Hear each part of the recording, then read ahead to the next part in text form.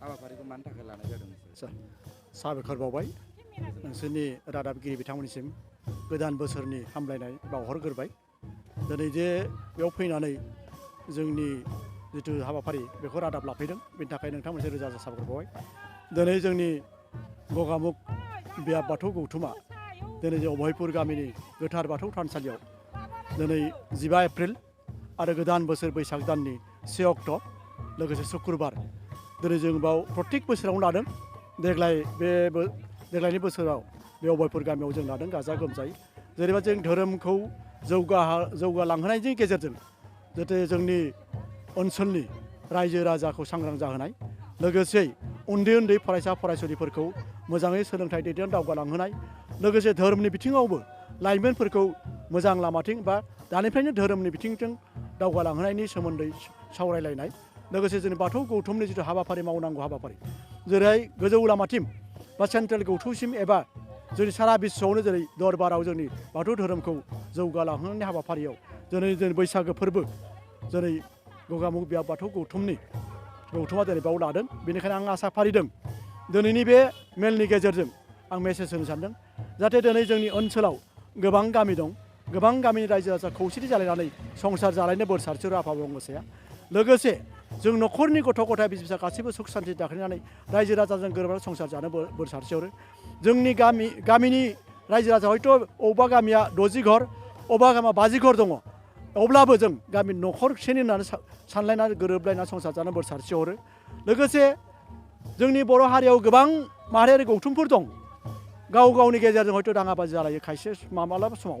आं सानो बर' हारिनिखौ गेरेमसा हारि दानो थाखाय धोरोमारियानो जा, राजखान्थियारियानो जा, सोलोंथाइ बिथिङावनो जा, खौसे जालायनानै जोंनि बर' हारिखौ गेरेमसा हारि दानायाव जाहाथे जौगालाङो बे धोरोमनि गेजेरजों आं बेखौ खावलायदों।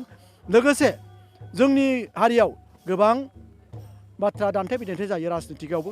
जेरैहाय बिटिआर एरियायावनो मोननै हान्जा दङ गोख्रोङै, BPF आरो UBPN। बेयाव दाङाबाजि जालायबाय थायो, जों दुखु मोनो। होजोंहाय नांब्लाबो जोंनि सा सानजा जोंनि बे धेमाजि जिल्लायावबो जों दुखु नांफैयो। बेयाव जायोबा जों बर' हारिया जों दुखु नांफैयो। गावजों गाव मानो दाङाबाजि जालायो?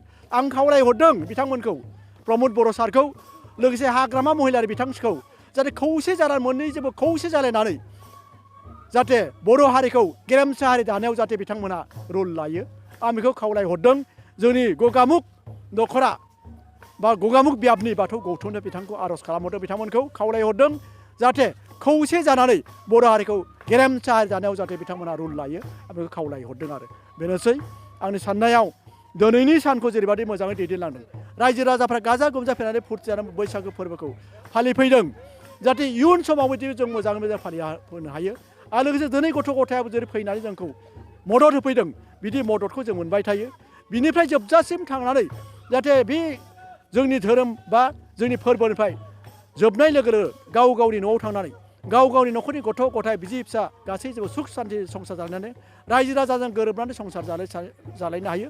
बिनि थाखाय आफा अबंगसाया बोर बिनानै बा आर'ज गाबनानै आंनि दिनैनि रादाब माबाखौ बेखिनियावनो थुंगेनाय जाबाय। गोजोन्थों। गिबियावनो आङो 2022 मायथाइनि देग्लायनि गोदान बोसोरनि 1 बैसाग फोरबोआव बरदलैनि बियाबा जोंनि अभयपुर गामियाव फैनानै जिबायदि बाथौ धोरोमजों लोगोसे लोब्बा गोनां बैसागुखौ गाजा गोमजा फालिनायनि थाखाय बिथांमोनसिम अभयपुर गामिनि जानानै रोजा रोजा साबायखर बावनाय थाबाय।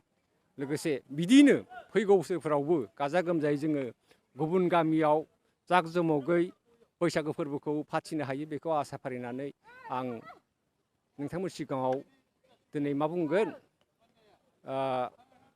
जों गामिनि बयबो रायजो राजाखौ बे जथुम्मायाव बे फोरबोआव गासिबो रायजो राजाया ज' जानानै हेफाजाब होनायनि थाखाय गामिनि रायजो राजाखौबो रोजा रोजा साबायखर बावनानै आं सुंद' बिबुंथिखौ बेखिनियावनो फोजोबनाय जाबाय। दिनैनि रंजालि दिनै बैसागनि 1 खालार आरो बे 1 खालारनिफ्राय 7 खालारसिम जोंनि गासै बर' माहारिफ्रा गाजा गोमजायै बयबो रंजायो, फुरथि खालामो। बे फोरबोआ जोंनि आबादजों मोजां सोमोन्दो दङ। बेनिखायनो बर' हारिया बे फोरबोखौ मोजाङैनो फालियो। बेवहाय जोंनि बे फोरबोखौ फालिखांनायनि उनावहायनो बयबो हायलालाय हुइलालाय गाजा गोमजायै मोसाखांनानै बेनि उनावहाय दैज्लां बोथोराव जोङो आबाद मावनानै जोंनि आदारफोरखौ जों बुथुमनानै लायो। जायानो जा बे फोरबोखौ जोङो बे फोरबोनि गेजेरजों